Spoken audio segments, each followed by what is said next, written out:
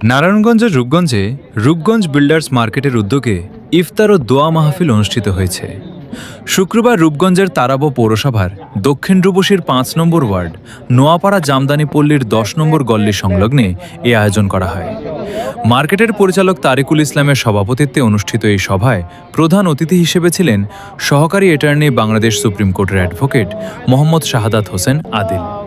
বিশেষ অতিথি হিসেবে ছিলেন জাতীয় নাগরিক পার্টির সমন্বয়কারী অ্যাডভোকেট মোহাম্মদ সেলিম মিয়া। আরও উপস্থিত ছিলেন রূপগঞ্জ বিল্ডার্স মার্কেটের মালিকপক্ষের আমজাদ হোসেন, মোহাম্মদ মোস্তাফিজুর রহমান, গোলাম শামদানি, নুরুল ইসলাম খন্দকার, বাপ্পি ভূঁইয়া, মোমেন মিয়া, মোহাম্মেদুল আমিন। উক্ত ইফতার ও দোয়া মাহফিলে আরও উপস্থিত ছিলেন এলাকার মুরব্বীগণ ও নানা শ্রেণীর মানুষ।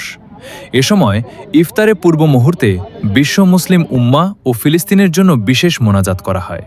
পরে ইফতারের মধ্য দিয়ে অনুষ্ঠানের সমাপ্তি করা হয়।